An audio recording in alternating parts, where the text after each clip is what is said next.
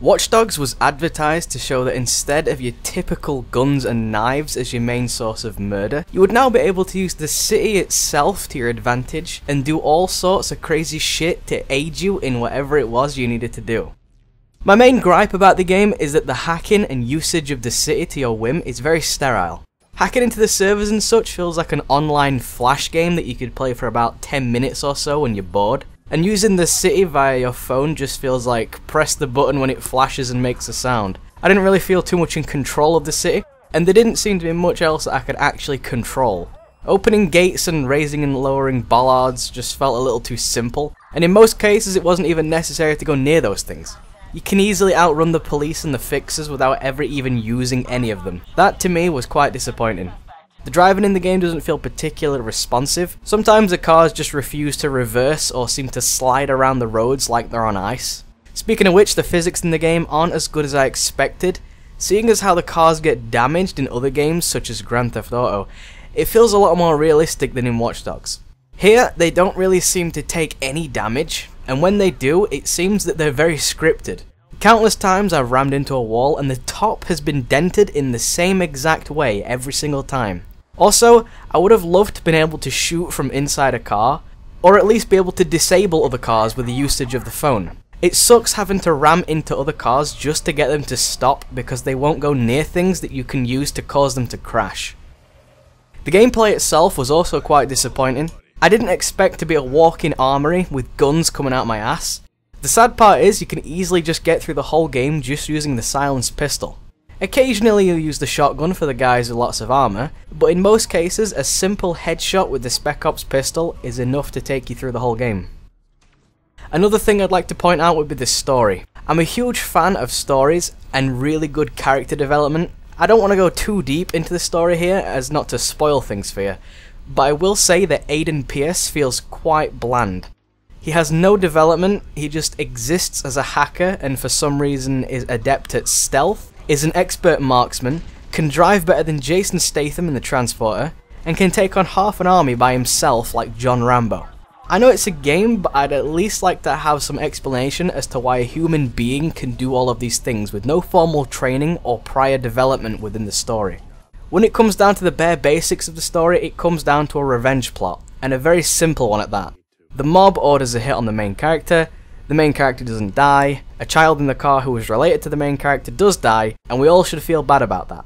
And that should be our drive and motivation to proceed with the game. My issue with this is that they never give us a reason to connect with Lena, which is Aiden's niece by the way. She just seems to be collateral damage in a hit that was meant for Aiden himself. If you want to make a character death like that mean anything, take a note out of The Last of Us' book. That scene literally made me cry because of all the emotion involved. The build-up was intense, and you even got to play as her. In Watch Dogs, Lena just seems to be a name, and that is Aiden's reason to kill and hack, rather than an actual emotion that you, the player, feel throughout the whole game. At some points I forgot about Lena completely, and was never connected to any of the characters. Besides Geordie Chin. He was pretty cool. I also felt a little bit of a connection with Nikki, but I think that's because she was portrayed as a sort of Princess Peach in the whole thing.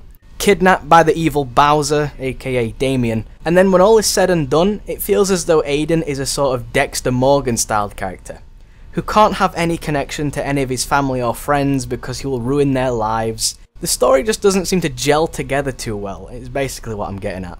The last thing I'd like to point out would be the whole reputation system. No matter how good I was or how bad I was, the story didn't change at all. Nothing about the game changed depending on my reputation. Infamous is a game that uses reputation properly. Be bad, people don't like you, and it shows through the character. Be good, and people love you, and thus it shows through the character again.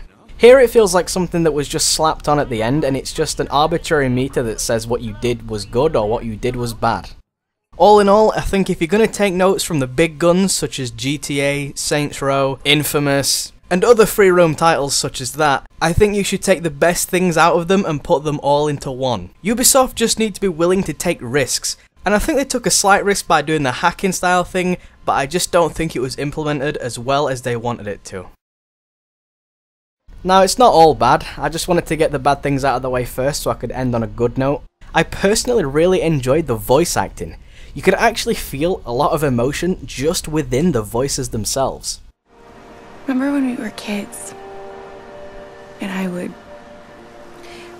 follow you and you'd try and get away from me, and stupid me, I kept trying.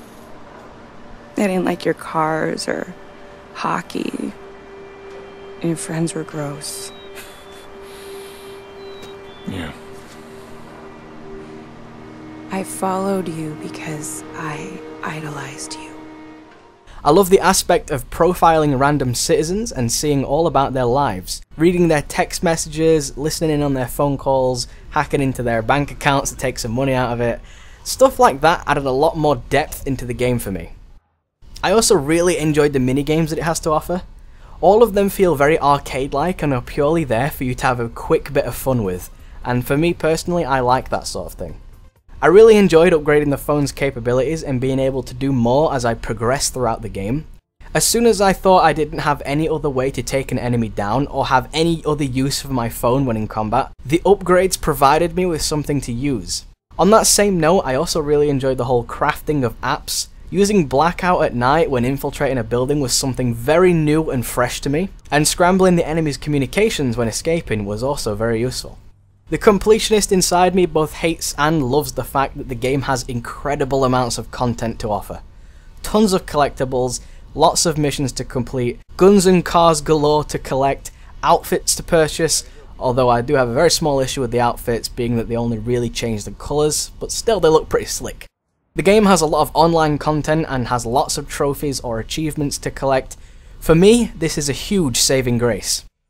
Now, this is a Ubisoft game, and Ubisoft have always had a slight teething problem with their first game in the series. I mean, just look at Far Cry. It was a pretty good game, but nowhere near as good as any of the others. And then take a look at Assassin's Creed.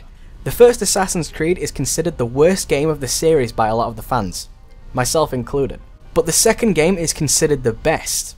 Ubisoft always have an amazing idea on paper, but once it hits actuality, then it doesn't always come out how they'd like it to.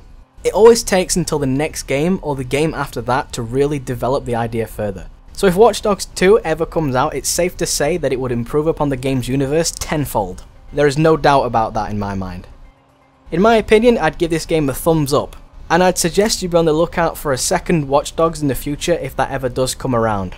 This is just my opinion, however, and you may have your own opinion about this. I'd like to know what you think. I'd love a little bit of discussion. Thank you so much for watching, and I'll see you guys later. Peace!